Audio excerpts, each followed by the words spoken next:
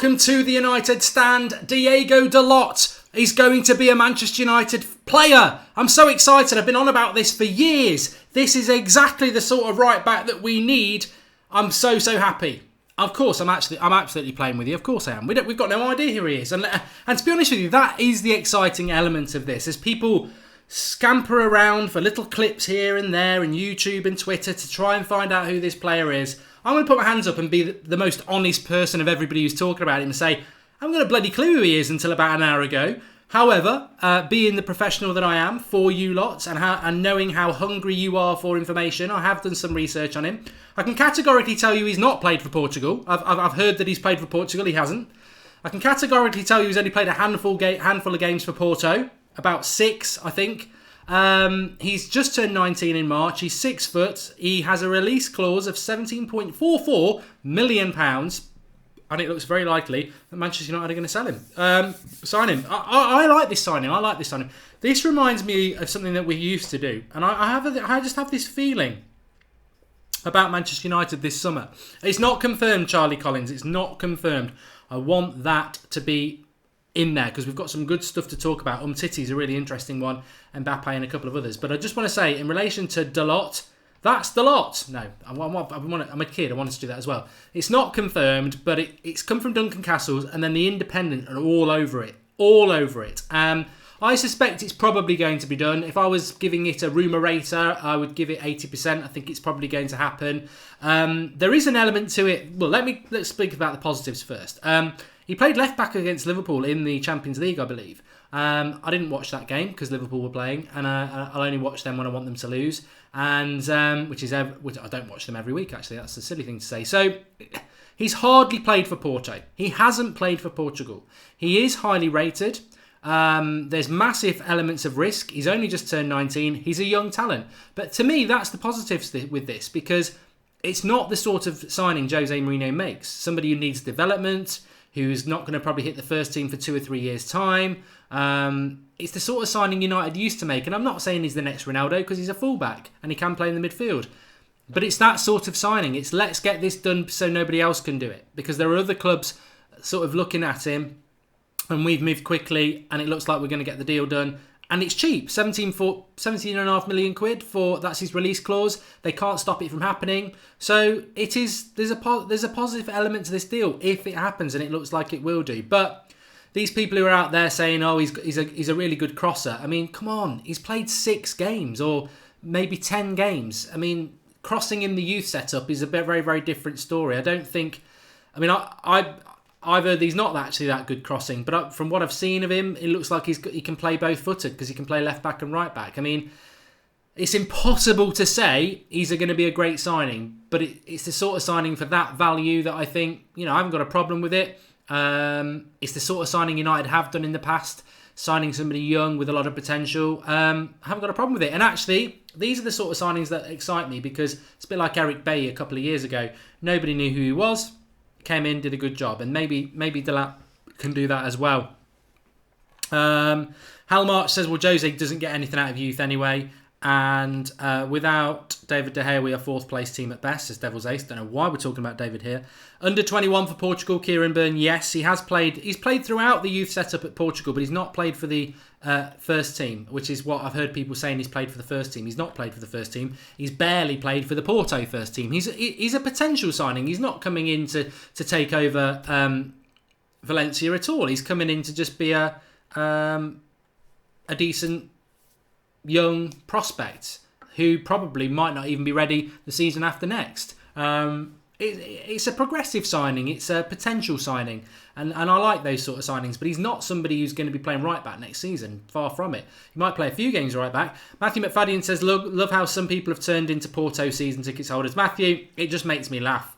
It makes me absolutely laugh. People go live before they've even bloody researched him. Oh, he plays for Portugal. He's got a great cross on him. Well, he actually hasn't. Take the time to actually do a little research and speak to people before you do it.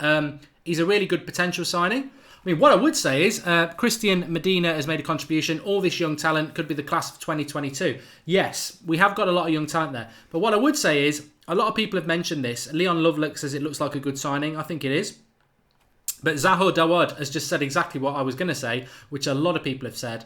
Fosu Mensah. What does this mean for Fosu Mensah? And the problem with Fosu Mensah is, I really like Fosu Mensah. That is a problem for him because Jose doesn't tend to like the players I do. But I do really like Fosu Mensah. I think he had a challenging loan at Crystal Palace last season, but he had some very, very good games. He needs development. And I would say, as of now, I think Fosu Mensah and Dalot are around the same age. I think Fosu Mensah's got the better pedigree. I think Fosu Mensah's had the better exposure. And I think Fosu Mensah is the one I would want to be playing as our backup right back. But I don't know. Maybe Jose feels that Fosu Mensah's a centre defensive midfielder now. Maybe he thinks he's a centre back. I don't know. But I do not want somebody coming in and stopping Fosu Mensah's development because I'm a big fan of his.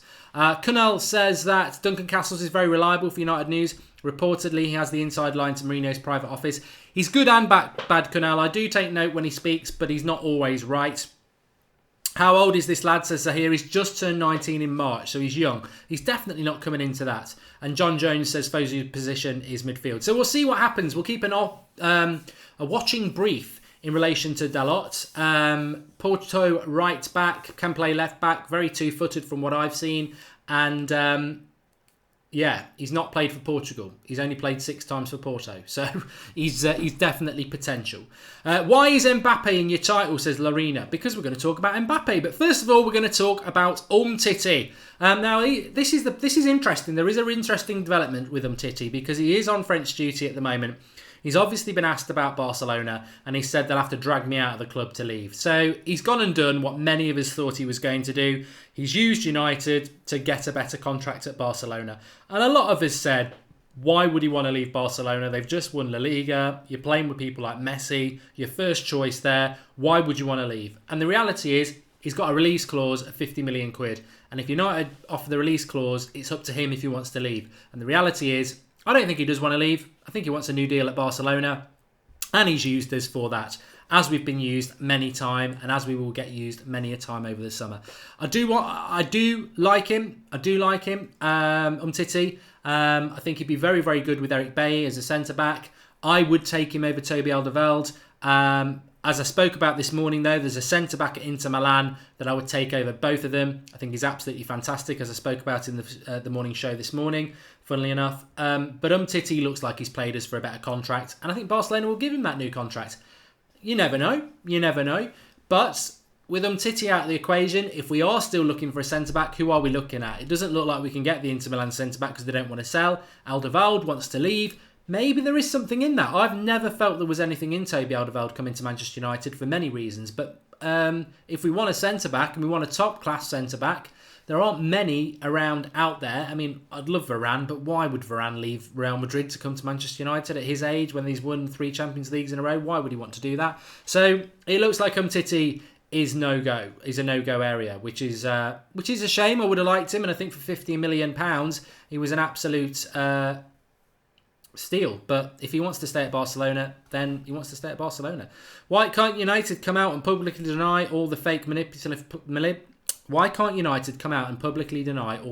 manipulative players, says Yankee Wiz. Well, that's been discussed many a time, and I suppose you just spend so much time doing it. Why should they? Why should they? Chris Robbie says, think there's a good chance of Dalot being the main right back next season. Porto could make more than 20 million on him in the future. Can guarantee he'll impress as long as he gets minutes. Interesting. I think Valencia will be first choice next season. I bet City would have been able to get Umtiti, says Snaps. Well, United are in that position, aren't we? We are in that position where we are not that attractive at the moment because of the style of play and the negative press we get. But hopefully that will improve. A lot of people still asking about Dalot. I spoke about him at the start, but he looks like he will be Manchester United's first signing. 19 years of age, Porto, played a handful of games for them. He's just raw talent. He's raw talent. Anybody who says he's this, he's that, they're speaking out their arse. They are, because they will not have seen, as Matthew said, unless they're a Porto ticket holder. And even if you have, can you judge a young player off a handful of games? You can't. He's potential. But that does excite me. But I do, and I will put my hand up and say it does concern me about Fosu Mensah because I think he's good. When is Fred signing, says Wahib Afat. I think it could happen this week, although Matthew McFadden will say it's not happening until after the World Cup. But that was something that Fred said, so there could be something in that. If you didn't watch our video from earlier, the Welcome to Manchester United Fred video, which is basically looking at all his stats and a little bit of comparison to Fabinho, which will explain to everybody why we weren't in for Fabinho when we are in for Fred. There's some very, very stark differences, but similarities. And it's exactly why Fred's going to the World Cup and Fabinho isn't. Richard Duff says Fosu Mensah is a centre midfielder, Mark. Well, I've always said that. But he never really seems to get played there. Will we have a Skype show this week, says Matthew Faddian. We will. It's only because it was bank holiday yesterday, so I'll probably do it on Thursday. Who do you think will be our signing? Our first signing, says Cuba Breeze. I think it's probably going to be Dalot. I think it probably is. I think there's probably something in it. And Andrew Ellis says that Fred's going to flop. Fact. I quite like Fred. I do like Fred. It's not a show about Fred, but I am going to defend Fred and keep saying Fred and hope that I'm right. But no, I do like Fred. And the fact that he would have... I mean, I was listening to Tim Vickery, who's South American correspondent, and he was saying, I'm very surprised that Manchester United are in for Fred because at Man City, he'd fit them like a glove. He is fast. He likes to be on the ball. He likes to press. He's basically a more expressive, smaller Fernandinho.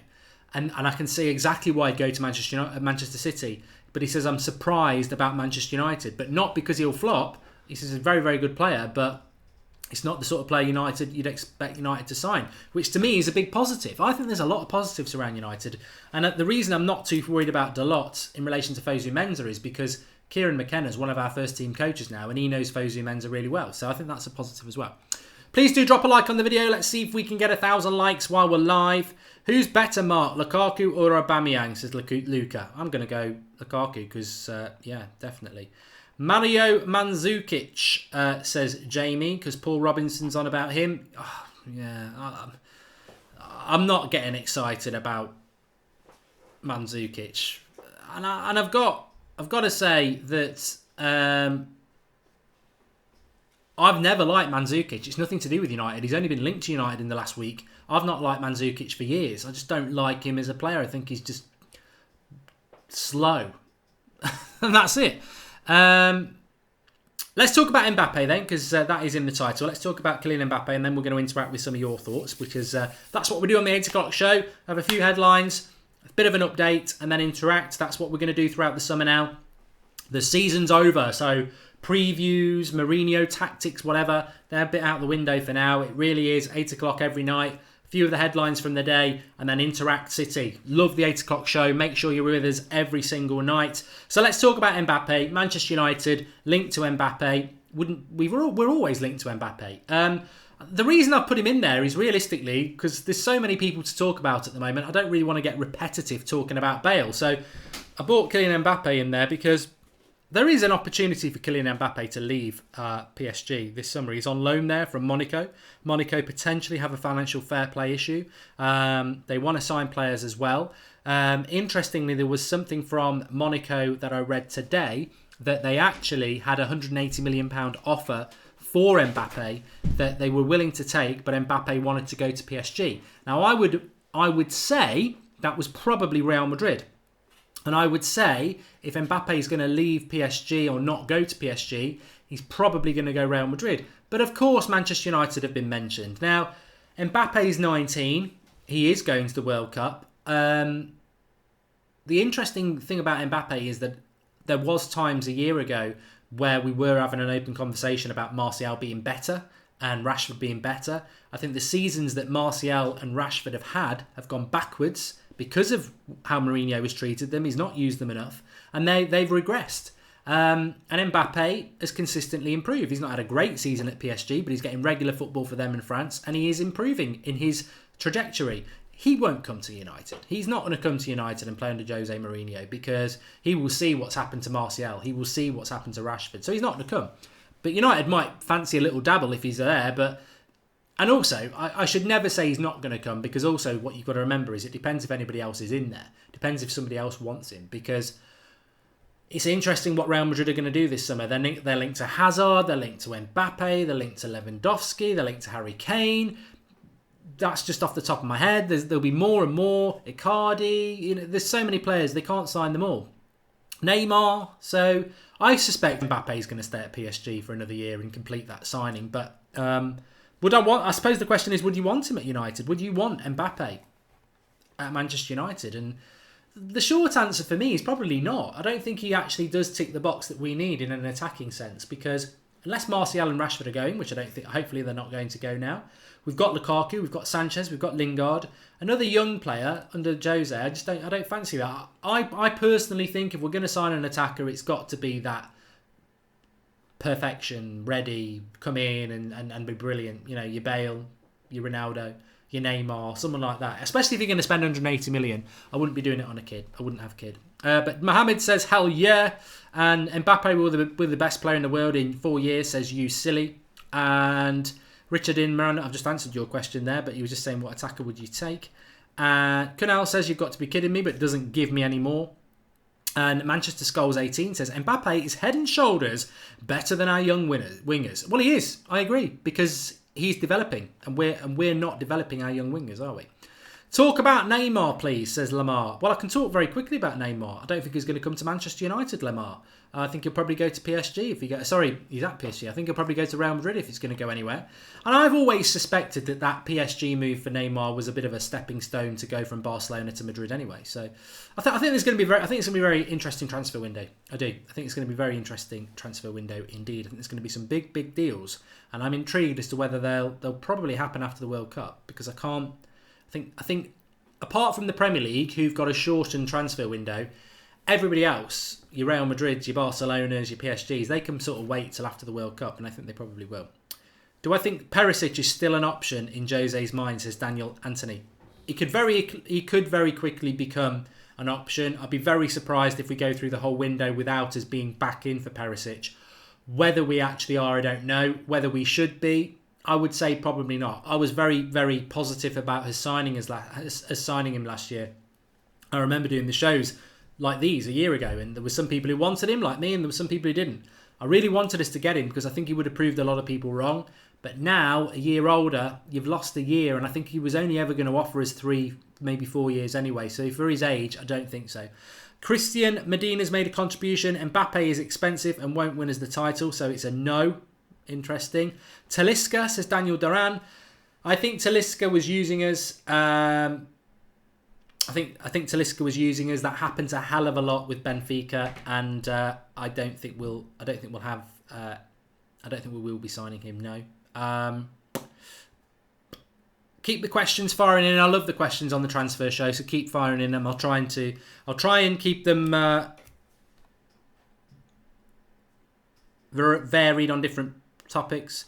Ronaldo wasn't in the Real Madrid kit reveal, says Surrender Matter. Yeah, I wouldn't worry about that too much. Or if you're a Madrid fan, I think that there's many players who don't wear the kit. Bale was wearing the kit, and I think Bale probably will leave. So I don't think that's going to make any difference. Will you be doing a watch along for the US tour? Says Carlos Rendon. It seems like it's a long way away, but I suppose it's only about 6 weeks away now. We certainly will. I think the first game is the 19th of July, isn't it? Which is I tell you what, this summer is going to be lit, isn't it? It's going to be absolutely amazing. We've got the World Cup, which starts 2 weeks on Thursday. We'll be doing watch-alongs for those, not on this channel, on That's Football. So make sure you're watching those. We're going to try and do every single game, so that's going to be a challenge. You've got all the transfer stuff that's going to be going on with United throughout that time. Then the World Cup finishes and we're straight on tour with the US tour. Then the Premier League. So it's great. It's going to be really great. But it's going to be very busy. So make sure you subscribe to the channel, bottom right-hand corner, and get your notifications on, because we're going live at silly o'clock at the moment. There's all sorts going on.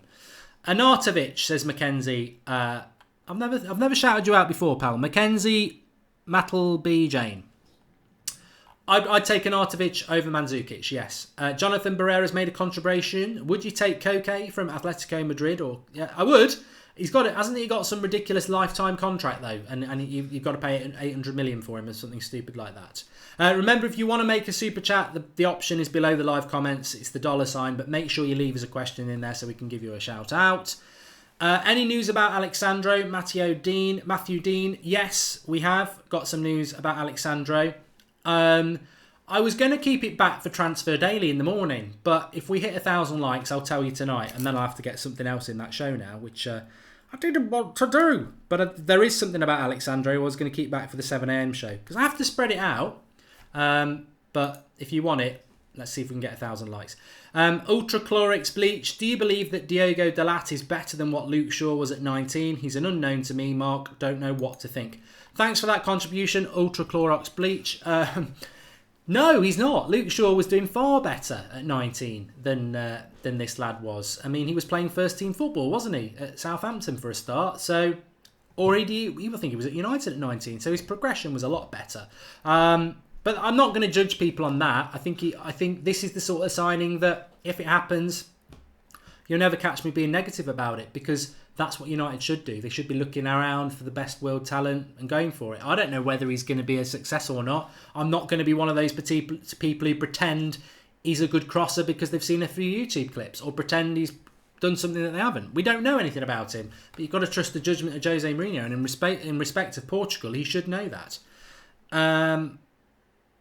Mark, do you think Dybala is a no-go for Manchester United, says Jamie Best? Dybala's not featured on any of our shows for a while, but as with Perisic, I guarantee we'll do a show on Dybala, because I guarantee Dybala at some point will be linked to United. I suspect Dybala's probably on holiday at the moment, but Dybala's on holiday. I mean, Dybala's not going to the World Cup, so Dybala will be linked to United. There'll be some press outlet that throws something together that Dybala's coming to United, and is Dybala going to leave Juventus? Where's Dybala going to go? I mean, there's so many people available this summer, allegedly. You can probably get to nearly 10 people, 10 quality attackers that are apparently going to move.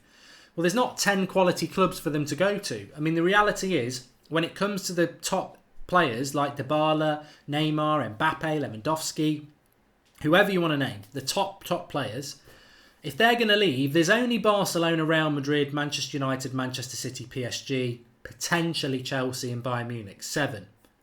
But really, it's those 5. United, City, PSG, Barcelona, Real Madrid. They can't all have them. Would you like Icardi as a second striker, says Andros Esquivel. Thanks for the contribution, Andres. I would like Icardi as our first choice striker. I'm a massive fan of Icardi, and I do like Lukaku, but I'd swap Lukaku for Icardi. Mark, would you rate Lewandowski at Manchester United, says David Ostrowski. Good question, and it follows on from the last. Dipson says that Dybala is going, Icardi isn't. I don't think Icardi will, actually, to be honest. But on David's question, Lewandowski at United would have to shift Lukaku, and I don't think Lukaku's getting shifted by Lewandowski, so I don't see us signing him, and he'd cost a lot of money. Can United hijack Jorginho, says Kisali? No. Apparently they've had a £39 million bid rejected. I don't think Jorginho suits United. And I think he's been quite open that he doesn't think he supports United because of the style of play. So I don't see us going in for him. I think Chelsea and United City will fight that one out. Justin Cliver says Salim. Apparently he's going to Roma. I'd be very shocked, Pankaj, if we were to sign Icardi. Very shocked indeed. We've not actually hit 4,000 people watching this season. I'm sure we will do at some point. So please do share the video. Let's see if we can get up to 4,000 people watching. I'm going to continue to take some of your questions, because I always like to do at least half an hour. And I realise I was late today, so you've got me for at least another 6 minutes. What do you think about Justin Cliver, says Sarim? I think if Alex Ferguson was in charge, I think he'd be a good signing. I don't think he's what Jose Mourinho needs at the moment. Andrew Valente says, and thanks for the contribution, the new 1968 jersey, with it signed Harry Maguire.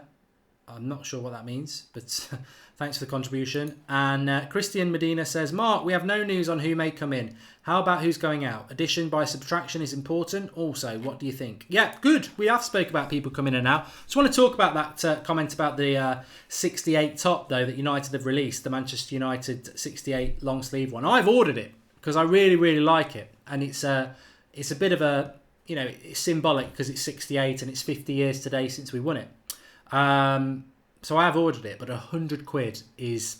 United don't set the prices on that, Adidas do, but £100, it's a hell of a lot, that is. I've sort of bought it as an investment sort of thing, because I want to keep it, and I want to remember it, and it is nice, and I really like it. But £100, I mean, £100, and we're not going out and signing Neymars. I mean, how much money is this club making from fans, and we're not spending enough of it, are we? That was where I was going with it. In relation to people going out, I would hope that Fellaini leaves this week or next week. I think I got it wrong at the weekend, because it's international friendlies at the moment, isn't it? And there must be a window of opportunity very soon when these international friendlies end. People are allowed a few days off, and then they come back for the World Cup. And obviously those players who aren't going to the World Cup, they're off for the summer. So I would imagine that there might be a window of opportunity. So Fellaini should go. Darmian should go very, very soon. I think Daley Blind will go. And let's not forget, Darmian and Blind aren't part of the World Cup, so their deals can be sorted out at any time. Fellaini's got that window. I mean, if Fellaini stays, oh my God. Oh my God. Don't you think Timbo should be given a chance, says Anirudh? Yes, I do. Anirudh, I do. And I want to spread positivity about Fred. I think, given the benefit of the doubt, what I like the look of him. And if you didn't see the video we put out at 4 o'clock, which talks about his stats, shows you his heat maps. I love my heat maps. It shows you his heat maps. And actually, I think that video is really worth watching, because I'll shout it out at the end of this video. Go and watch the Fred video after this, because if you haven't seen it, there'll be bits in there that's going to really open your eyes up about Fred, especially in relation to his position. There's a few shocks in there. Man United are signing players the media don't know about, says Anthony. Well, that's good. Who do you think the second midfielder we will sign along with Fred, says Rehab. I think it has to be Savage. We're nearly at 1,000 likes, which means I'm going to have to cross off one of my topics from the show tomorrow and tell you lot tonight. So, Alexandro, news coming in. I may as well tell you, because we're going to go past it. So, the latest with Alexandro is, this happened last summer. They sold Bonucci and they sold somebody else, and Juventus were reluctant to sell another of their first teamers. So Alexandro couldn't leave. And a lot of people, myself included, because I watch a lot of Italian football, Alexandro's not been very good this season. And my theory, and a lot of people's theory on this, is that Alexandro wasn't happy that he had to stay another season. And to be honest, it probably wouldn't have been United he went to last summer. It probably would have been Chelsea. And Chelsea could still happen. It could still go to Chelsea. Anyway, that's last summer. So Sandro's not had a good season. Everyone thinks he's going to go. I think he wants to go. But the problem is they've just had a major injury to a defender at Juventus. And they're going to sell Asamoah to Inter Milan. This is from David Amayol, who is great on Twitter and is a staff writer, I think, for Damartio. So Asamoah goes. They've got an injury at the back. They basically, reading between the lines, want to keep Sandro. And they want to give him a new contract to keep him. So this is the barrier in relation to Alexandro, and this is a development that's sort of come along. So I still believe United want Sandro. Obviously, we've heard about Luke Shaw potentially wanting to stay. So I want Alexandro to come to Manchester United, but the latest development is that Juventus have had a couple of injuries, and they're going to sell a player, and they don't want to lose another player in Alexandro. Having said that, he's had a very, very inconsistent season, and I think that's because he doesn't really want to be there anymore. So watch this space with Alexandro, but it wouldn't shock me if he signed a new contract at Juventus, but I still think he'll probably leave. And I would hope he is one of the big signings for me this summer for United that we need to make. I don't want Danny Rose. I don't want any other left back. Alexandro is the left back that will really give us some balance and excitement, and he's the one we've got to go all out to get. But whether we will or not is another matter. Matthew McFadden says, the good thing about a signing such as Dalot is that we can judge him when he plays with the most unbiased and open-minded way. Yes, bravo, bravo. And London Contact says, not another season of Ashley Young. I know, it's the imbalance of Young that bothers me. Would I take Goretzka over Savic, says Ross Allen. I really liked the look of Goretzka, but he's going to Bayern Munich, isn't he? And there's no news here on Sir Alex's health at the moment. No, we've not heard anything like that.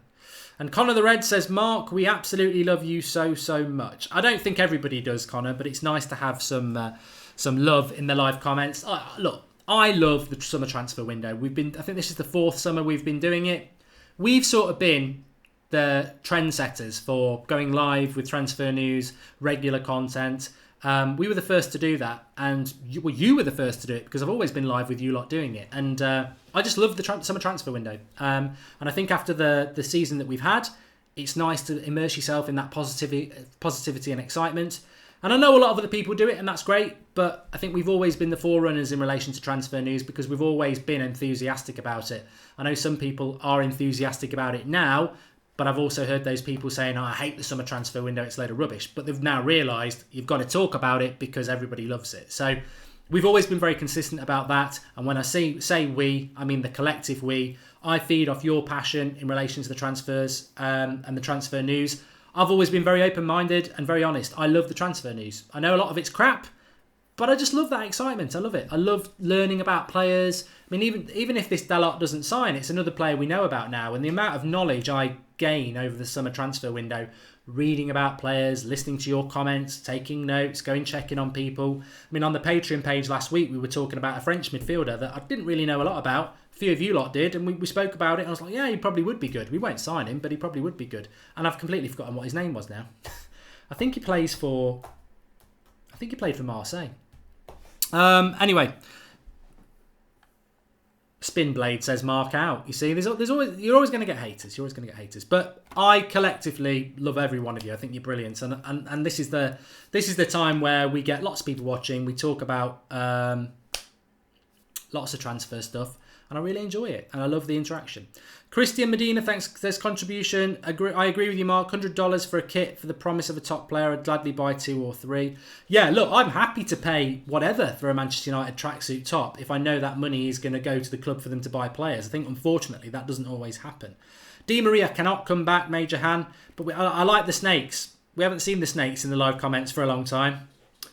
And Mertens alongside his Belgian pal at United, says Kev Beacon. Yeah, Mertens is interesting because he's quite old now, but I think he's got a low release clause, so it'd be interesting. As a backup striker, I'd quite like him. I'd definitely prefer him over Mandzukic. Alexis Sanchez and Ronaldo in a swap deal, says Josh James. I'd quite like that, but I don't think they'll do it. Anyway, I've overrun a little bit. It's always going to happen. This is going to happen regularly. It's always going to happen. So we're back tomorrow at 7 a.m. with the Transfer Daily. Wake up in the morning, get on the United Stand. You'll have your Transfer Daily every morning. 10-minute update on what's going on. Looking forward to that. Live every night at 8 o'clock. And I could be live at 10 o'clock tonight. You just don't know. Liverpool signed Fabinho at 9 o'clock. You just don't know at the moment. So make sure you subscribe to the channel and get involved. We've got set shows. 7 o'clock is Transfer Daily, and we're live every night at 8 o'clock. But in between that, who knows when we're going to go live. What I would say, and I can see the snakes whizzing by, is after you finish this video, please go and watch the Fred video. It's probably in your recommended videos. If not, go to the homepage. Fred, welcome to Manchester United, skills, passes, and everything like that. It's only a 5-minute video, but it's got all the heat maps in there. And if you're not totally sure about what Fred is, you'll learn some very interesting things in there about Fred, where he plays, and how he's probably going to have to adapt at Manchester United. There's some really interesting points in there, and I'd love to get your comments on that as well. And if you're not watching live this, give us your comments below. Thanks everyone for watching. Really enjoy it. The minutes fly by with you lot. I'll see you all again very soon. Thanks for watching.